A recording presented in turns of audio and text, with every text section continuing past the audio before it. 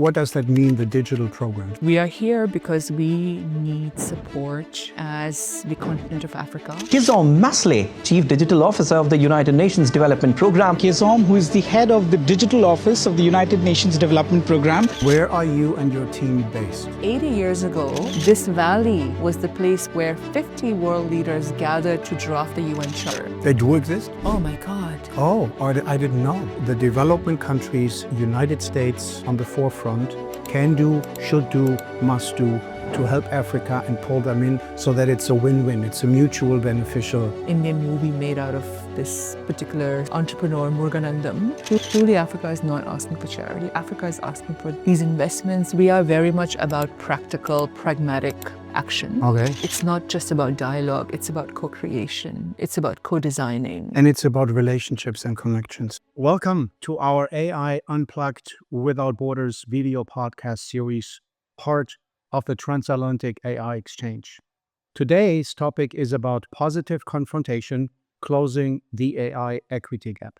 This week, I had the honor to attend the G7 conference organized by the G7 Italian presidency with the title Growing Together, Building Public-Private Partnerships to Boost the AI Revolution, hosted at Innovate, the Italian Innovation and Cultural Hub in San Francisco in partnership with UNDP. Keyzom Massally is a former refugee now working as the head of digital and AI programs at the United Nations Lead Digital Development Agency, UNDP, based in New York in their headquarters. As part of the executive office delivering on UNDP's digital transformation agenda, Keyzom works with governments and digital ecosystems to shape the future of development and the role of multinationals in digital and AI transformations. She leads digital and AI programs across UNDP's network of literally 171 countries, catalyzing new models of collaboration to create a community of ingenious people working collectively to solve complex challenges. She led the Digital Public Infrastructure Consensus in the G20 India presidency in 2023 and the design of the AI Hub, the Sustainable Development in the G7 Italy presidency, now here in 2024. I am your host, Thomas Neubert, born and raised in Germany, a longtime entrepreneur and corporate executive, living here in beautiful Silicon Valley for over 33 years, and founder of the Transatlantic AI Exchange. So let's get to it.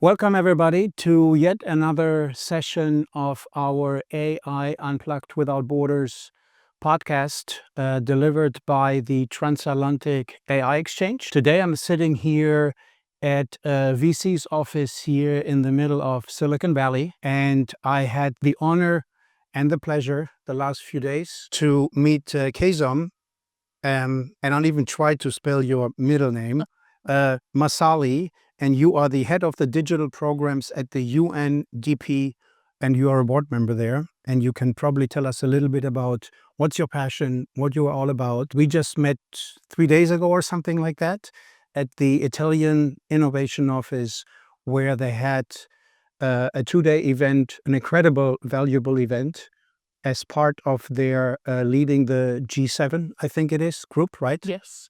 And I was fascinated by your presentation, and I thought what you do has a purpose, has a bigger vision, and I think it's absolutely worth sharing that with our audience. Because it's not only international, transatlantic, and even global, it is also very much related to opportunities in and around artificial intelligence. So welcome. Thanks for being here. Thank you so much, Thomas, for having me here. You're- It's a pleasure to be with you. I'm super excited, and I was trying to figure out how many questions can we actually squeeze into these 30, 40 minutes. I had so many questions in my head. I have so many ideas. So maybe we have another session in a few months or something. But to set the floor, if you can introduce yourself to the audience a little bit, what drives you, what do you do on a daily basis, And then we go a little bit deeper into your organization. Why are you actually here in Silicon Valley? And what are you driving? And how is this all connected to the United States, to Africa, globally, Europe, and then also how artificial intelligence fits into that picture. So with that, please introduce yourself. Thank you so much, Thomas, and such a pleasure. My name is Keyzom. I am head of digital and AI programs at the United Nations Development Program. For those of you who are not familiar with what the United Nations is, it's a group of agencies that was set up after the World War II to protect world peace and create more equality in our world. And interestingly, as we sit in the middle of Silicon Valley in San Francisco, about 80 years ago, this valley was the place where 50 world leaders gathered to draft the UN Charter. Oh, yes, you had a picture on that. I did not know that. Yes, yes. So it feels coming back to home and really thriving again in this beautiful culture that this valley enables and creates, really changed the course of the world. Yep. So in that sense, from the United Nations Development Program, it's just great to be here in the middle of this can-do attitude with our African partners that together joined us with the Italian G7 presidency and other G7 countries, including from Europe and the United States, to talk about how do we close the global equity gap in artificial intelligence. For something that is changing every week, how do we ensure that our conversations and our solutioning is very much inclusive of people everywhere around the world, where Africa has a potential and opportunity to participate meaningfully in this revolution that is really transforming the world. So before we dive into these details, can you explain a little bit about the term digital programs under the UN? What does that mean, the digital programs? Absolutely, absolutely. So the United Nations Development Program, Thomas, is a field-based UN agency. We are present in 173 countries and territories. As a field-based agency, we develop programs in countries, programs that are anywhere between $1 million to $150 million, where we support governments, local private sector, community groups, and civil society to implement development projects. So are these, sorry to interrupt, but are these all development countries only, exclusively, or also, under development, or also development countries like the Western? These are mostly developing countries. Okay. So 135 developing countries. But of course, developed countries participate by contributing their capital, their human resources, their creativity to work with the African and other developing country partners, whether it's a smallholder farmer or a software programmer in Rwanda, to really look at how to make this world a much more equal place. Okay. So by programs, it's really projects that help transform how social benefit transfer programs, transparent, reach the right beneficiary, include more women, or it can be an agriculture project to increase productivity of smallholder farmers by linking them to markets, both domestically, continentally, regionally, but also to global markets such as the European Union or the US. And the budget for all these activities come from where? They come from member state contributions. Member state contributions means what the Germany or the European Union or the Americans or the Canadians, and I'm here referring to some of the G7 countries, contribute to the United Nations Development Program. Okay. They can also come from philanthropists who are looking at kind of systematic ways in which to change how a country or a region can transform by really creating more productivity, more employment, more capabilities. Are you always looking more on the macro level, or you also go down to the tangible micro level, all the way down to, VC, startups, corporations? Sure. Where do you fit into that whole range? So as a field-based agency, Thomas, we are very much about practical, pragmatic action. Okay. This means that we work directly with governments to change their laws or develop better laws that protect people's privacies, etc. We also work with startups, such as the 5 startups that accompanied us to San Francisco this week, where we help them raise capital, but also connect with mentors across borders and really look at their operations as not just what they can achieve in their countries, but also what they can achieve in global markets in partnership with other companies and startups across borders. Understood. Very nice. So where are you and your team based? So I'm coming all the way from New York. Okay. But our team at the United Nations Development Program is spread across these 173 countries and territories that I mentioned. So all the way from Mauritius and Maldives to Trinidad and Tobago to countries like Papua New Guinea to Tanzania and so on. So all around the world. The specific team that I'm part of, the Chief Digital Office, which is the transformation team that the head of the United Nations Development Program established a couple years ago, is a team that's also distributed across different geographies, but I am based in New York, which is the headquarters of the United Nations Development Program. And I would assume, as you said, digital transformation and that, I would assume for that reason, artificial intelligence is a very big topic that you are looking into very much. Absolutely. And you know, a substantial number of AI-based use cases that we are applying in our climate portfolio or in the health portfolio or in specific geographies and countries. But increasingly over the last, I would say, 10 months or so, we have been getting just a number of requests from governments, from industry bodies, from civil society and community groups about how to meaningfully participate in the AI revolution. One, without being left behind, but 2, without the harms that they are seeing proliferate in some of the communities in which these civil society organizations or community groups may work. So with this increasing demand and the intricate linkage between emerging technologies and powerful technologies like artificial intelligence to development, which is human capabilities, you know, human progress where you have women and children protected, but also participating in the economy productively, we just cannot be in a situation where we are not able to support our partners on their journeys to transforming their countries and geographies. Now, in the beginning of this year, when we were invited by the G7 Italian presidency to join them in their Growing Together digital development agenda, somewhat hesitant in the beginning because our work, our responsibility is to development. But very soon we realized that some of the challenges that even the G7 are grappling with, which are compute, accessibility, and affordability, and how do you really sort of give it to researchers, academic institutions, your startups so that they can flourish and compete and, you know, really make the world a better place, are the same challenges that developing countries are grappling with. So compute, data, talent. How do you nurture talent for the future? Not just now in terms of the investments that we need to make and, you know, get ready for some of the ways in which AI can augment human capabilities and capacity, but also in the future in terms of how you look at STEM education and change curriculums in middle schools and onwards. So realizing that these are the same challenges that our developing countries are grappling, as UNDP, we needed to move beyond just use cases to look at what are the fundamental drivers of artificial intelligence. And we often see that many startups in Africa, for example, in Kenya, are not able to scale because their access to GPUs is limited.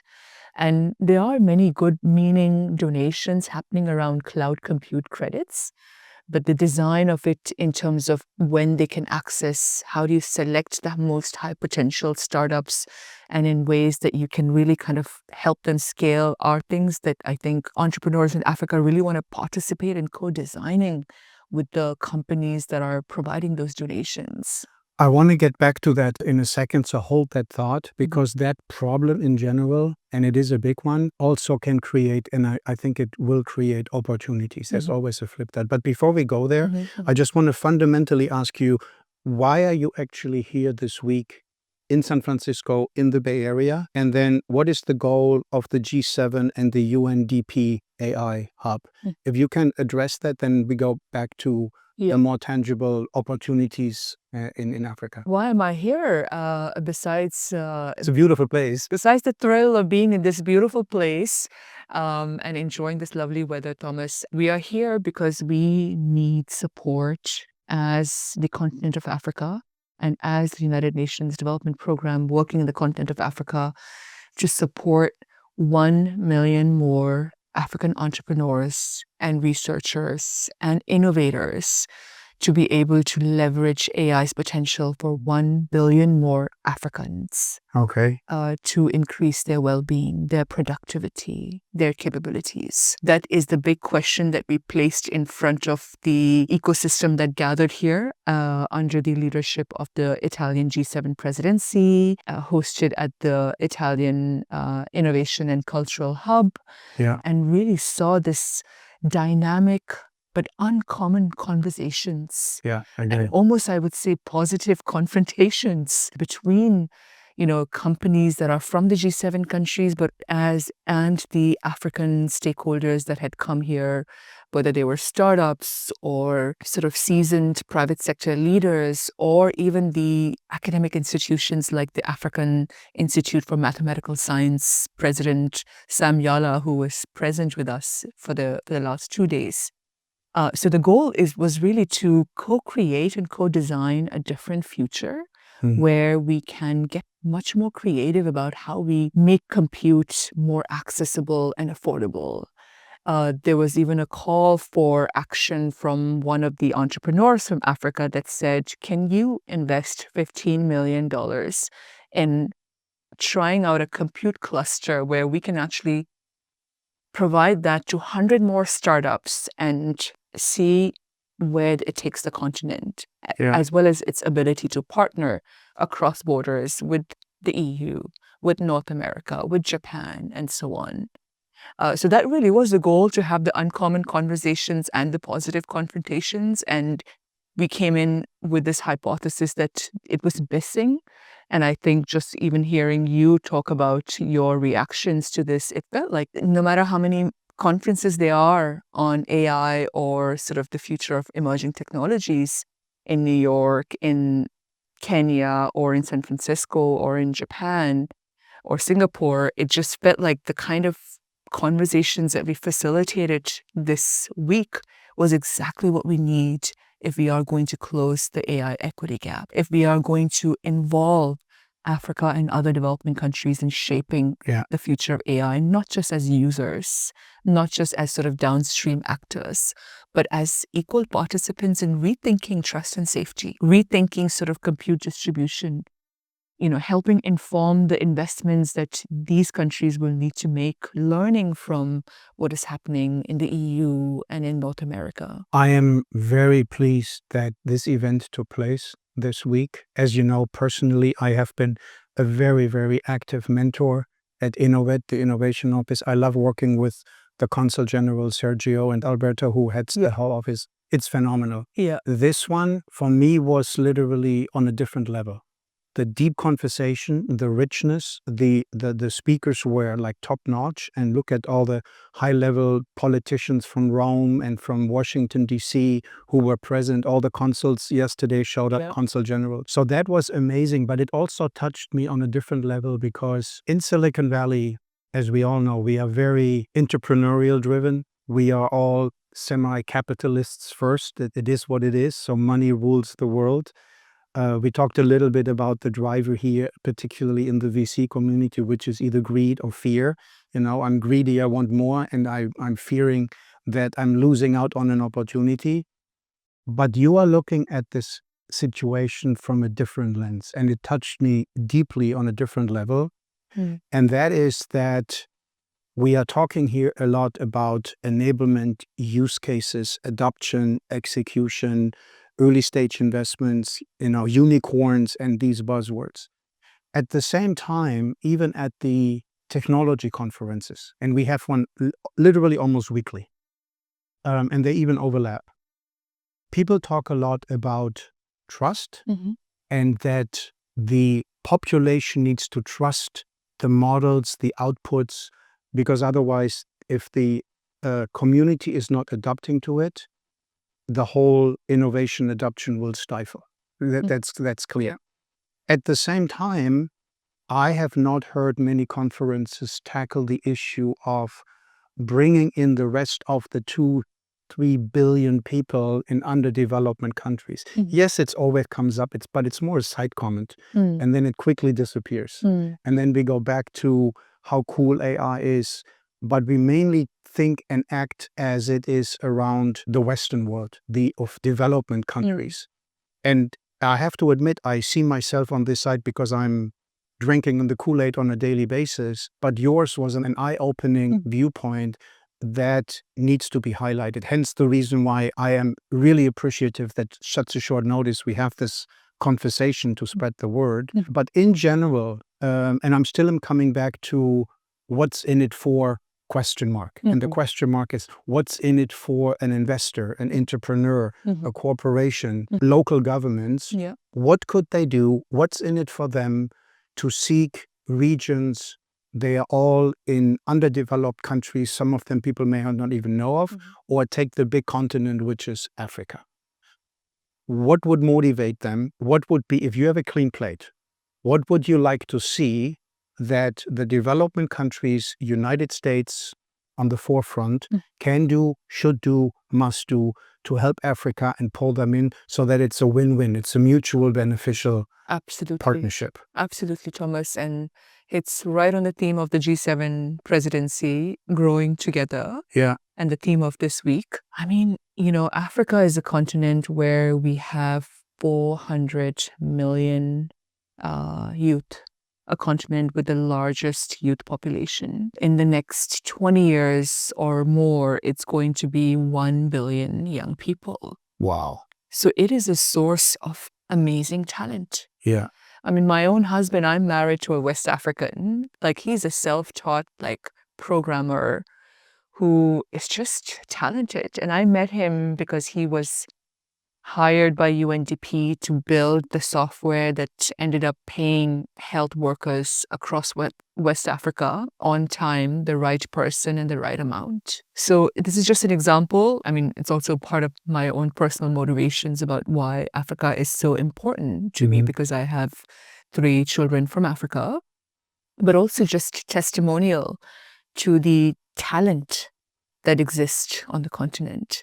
And these are talents that can shape the future of these technologies, not just in using them, in advising companies, in creating the 1 million, Africans that can change the life of 1 billion more Africans. So just having that talent nurtured and supported is very much part of growing together, but also a contributor to this global workforce that we'll very much need as we move forward. So it is a source of talent.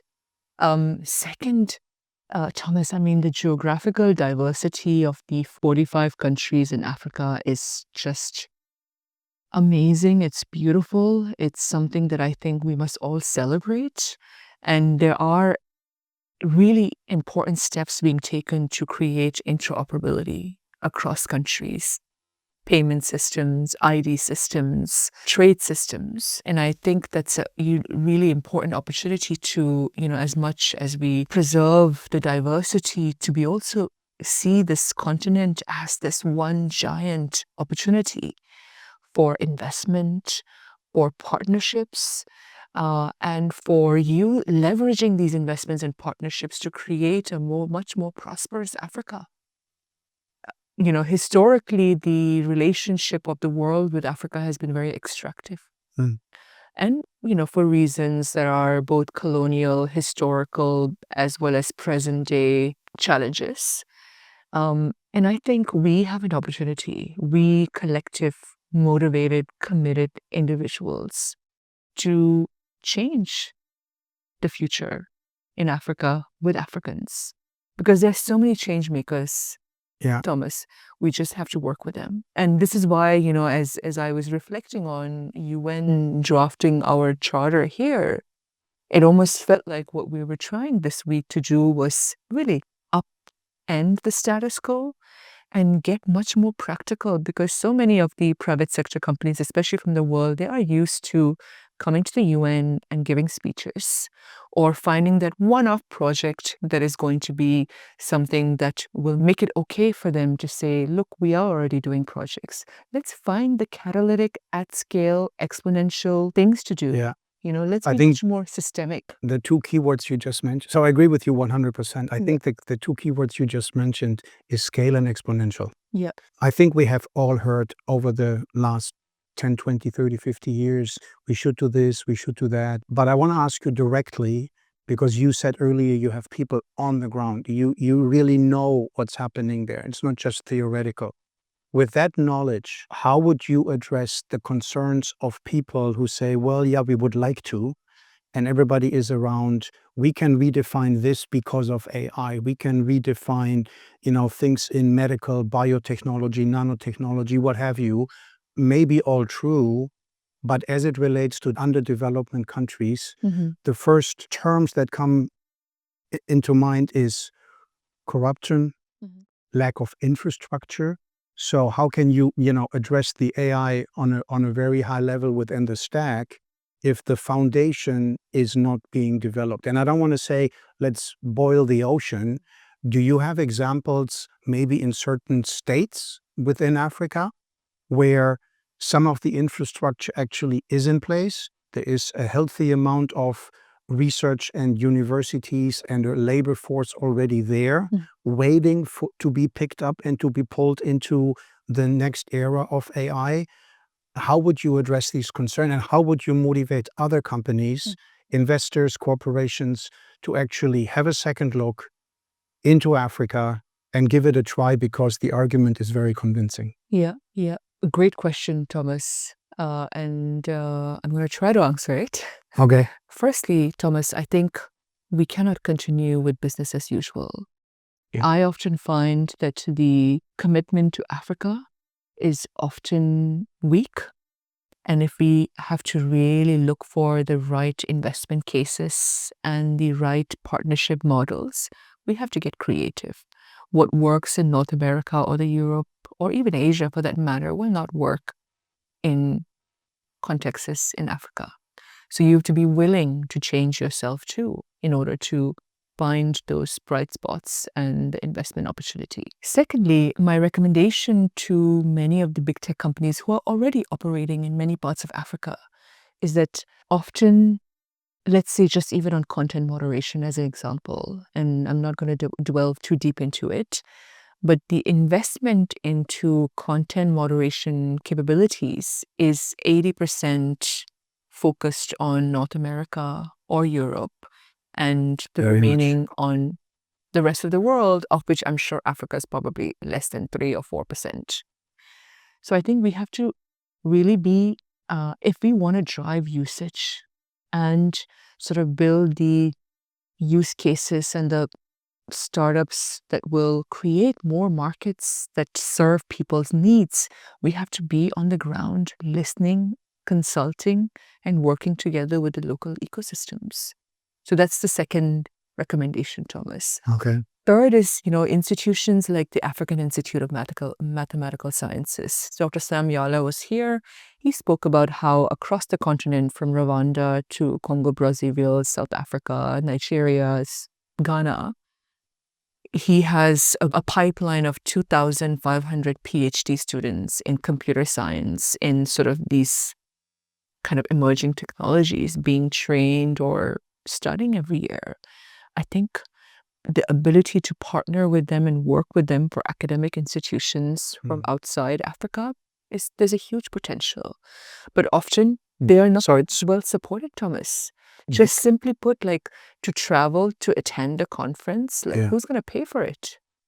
Where's the travel fund if we are going to try to systematically remove some of the barriers that are there because for historical reasons to enable their participation? Visa is another issue, let's not get into it, but just simply starting a travel fund. I mean, that's what we've been asked to do by many of the entrepreneurs and the researchers. Just UNDP just establishing a travel fund that would allow them to just participate in a conference, meet other researchers, meet other entrepreneurs, develop the partnerships.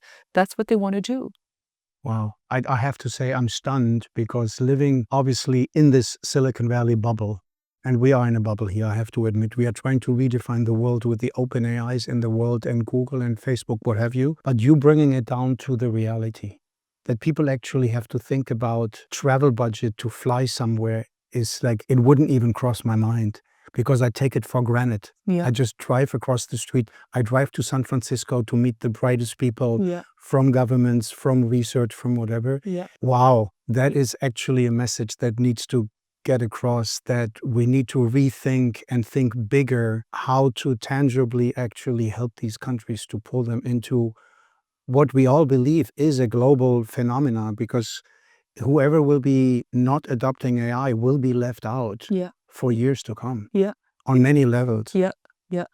And, as UNDP, of course, we work with countries on regulations and policies, but we know that this work on increasing the governance capacities is decades-long journey. And so what we're focused on is how do we create that commitment in non-governmental organizations, the private sector, the civil society, where we can really facilitate an ecosystem that feels that economic responsibility, moral responsibility, and with these enablers, we can actually create win-win for everyone. Yeah.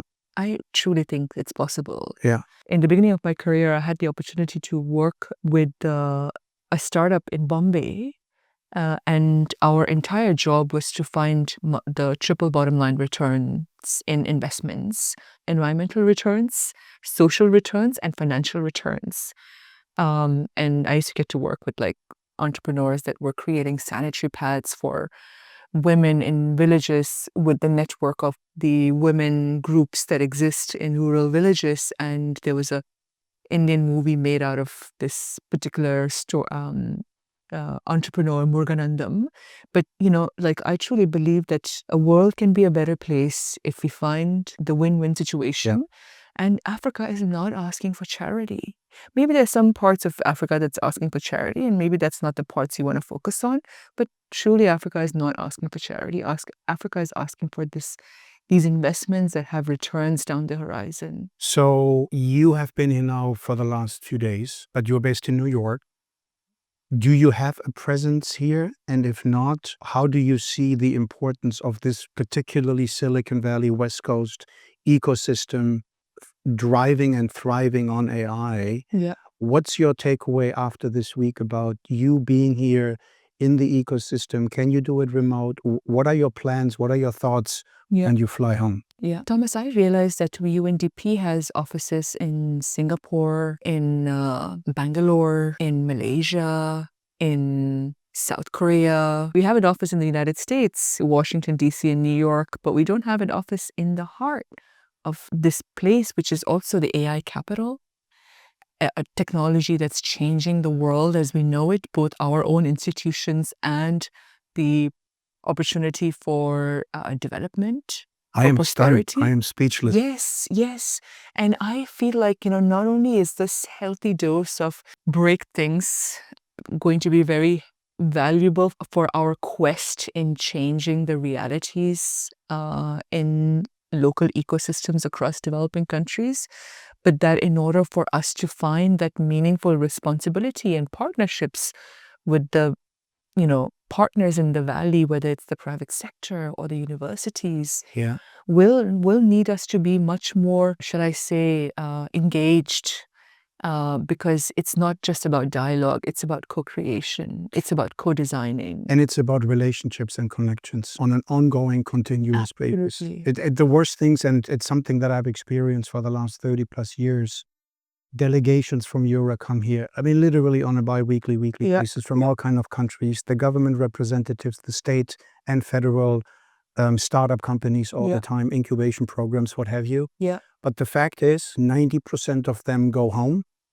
And I will challenge them that normally within 4 to 6 weeks being back home, they go back into their old habits Yeah. And as much as they felt the excitement and the energy, they go back to their normal lives. Yeah. And if you don't build an anchor here, and I'm really very surprised that you as a global organization don't have that anchor here, because if you look backwards, things that have affected the entire world and humankind, and you go 20 years back, social media, the internet, cloud service providers, data centers, the whole thing, all the players are in Silicon Valley. Yeah. All the players on the West Coast, I Yeah. should say, in all fairness. Yeah.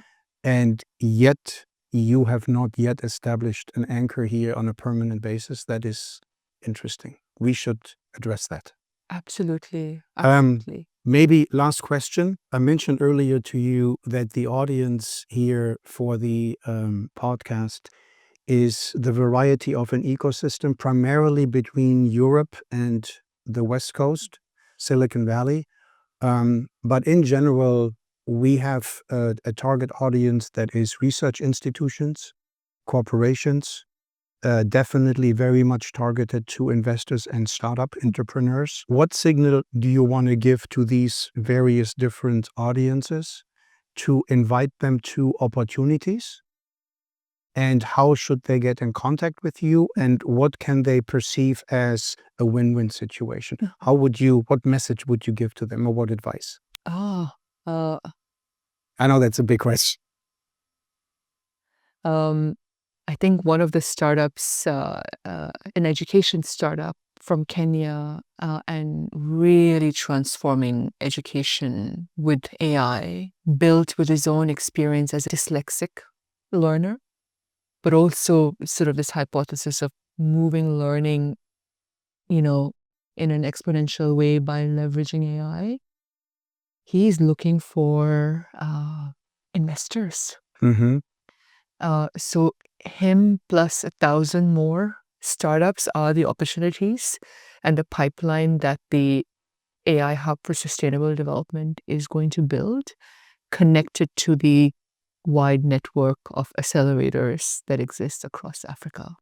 They do exist? Oh my God. Oh, I didn't know. CC Hub is the place where most Nigerian unicorns are born, based in Lagos. Okay. And interestingly, the co-founder of CC Hub in Nigeria is the current Minister of ICT and Digital in Nigeria. Yeah. So there's so much momentum where someone who's built things is now kind of also making sure the enabling environment and the policies and the regulations are also, market-friendly, people-friendly, startup-friendly. Yeah. But yeah, I think, that opportunity, that pipeline generation that we can really do through the AI Hub for Sustainable Development is very much there. Second, I think as we see the proliferation of AI use cases and kind of the distribution of compute and innovating around that accessibility and affordability, I think we will need to reimagine trust and safety. And this is where I invite universities like Stanford, universities based in Berlin and Hamburg, to really partner with the African trust and safety professionals. Okay. Because there are an emerging class of them, in research institutes and think tanks. And they're not really someone has said this, that it is not on the global stage doesn't mean it's not happening. And one of the jobs of the United Nations Development Program, and in particular this AI Hub for Sustainable Development, is to surface those partnerships, because we have to ask the right questions if we want to see AI really put people and our planet at the heart of this technology. Yeah. Fascinating. There is so much to do. I think it all starts with communication and building relationships on every level. I think that's what was the biggest takeaway for that 2-day amazing event that we just had in San Francisco. I'm happy to contribute a little bit in opening up the messaging to the rest of the world, or at least, the Europeans on the West Coast, but you have to start somewhere. And if we can help others to do their own contribution, I think we will get there. Yeah. So on that note, I would like to say a big thank you very much for taking the time. I think what you are doing is phenomenal. Would like to get involved, and we will definitely follow up maybe in a future session and see how we can progress the whole project. Thank you so much, So Thomas. with that, Yes, thank you very much. absolutely. I What a appreciate pleasure. that. Thank you. Thank you, everybody, for listening. And I will put more information up on our website and on LinkedIn. And on a side note, that individual that you just mentioned, the startup person with the education, and I mentor a lot of startups, that pitch as an entrepreneur was one of the best touching pitches I have ever heard from an entrepreneur. It was amazing. So thank you very much. Thank you. Bye-bye, everybody.